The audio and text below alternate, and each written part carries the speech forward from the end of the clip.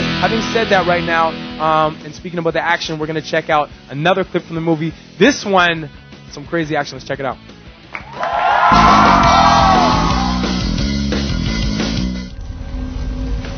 Hold on right there, big man.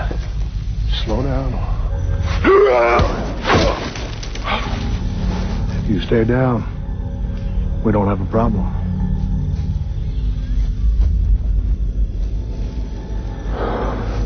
We'll have a big problem.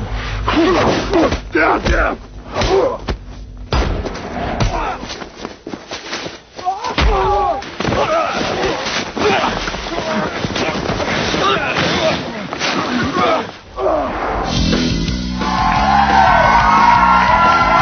Another wicked scene from the movie, and just a small representation of how much the movie has to offer. And there's so much action. Did you do your own stunts in the movie? There's some great stunts in the movie. There's 3 major stunts which I wouldn't do for insurance purposes and for common sense purposes. Come from me, I'm not qualified to do them. But all the fighting stuff, every bit of that was me. Had a great fight choreographers, did a top-notch job. It's real deal stuff. There's no wires and junk like that. When people get hit in this movie, people get hurt. And that's the kind of stuff that I like. But I did pretty much everything. And that's the bottom line.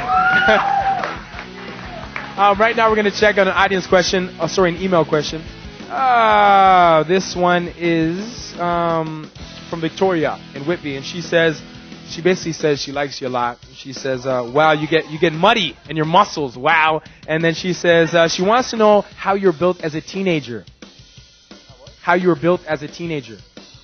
In terms of your muscles, your physique and whatnot. I was always in good shape. I think when I was a freshman in high school, I won a best legs contest. Oh yeah?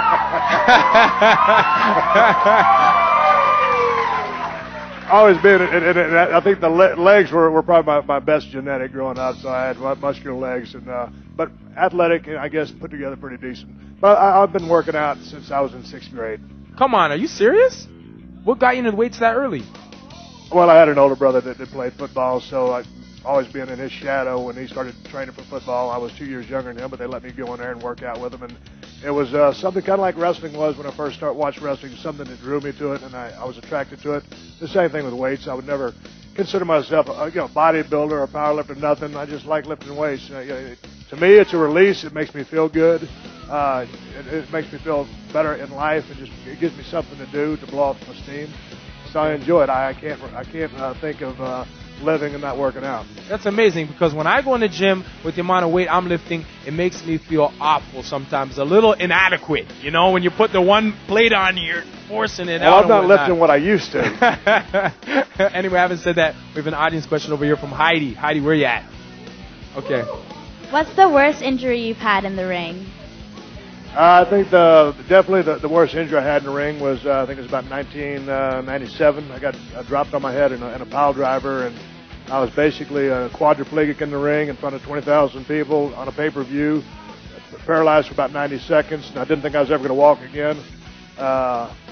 Took me out of the ring for about 3 months, and then I wrestled for several years after that. And in year 2000, all that caught up to me, and I had to have my C3 and 4 fused. Out for about 15 months, and then back in the ring, but definitely getting pile drived in the middle of the ring.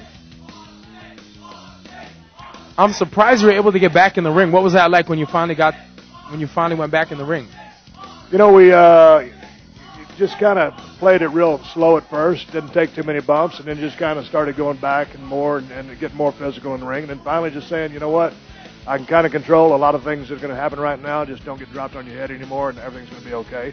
But you just wrestling in that ring is so fun. The adrenaline rush is so high that it's all worth it to go back in there and be able to go in front of 20,000 people and entertain them. It was just something that was so fun to me. And now, you know, not wrestling so much anymore, but moving on into the acting. That's why I say acting is a good step right now, because you can only do that so long.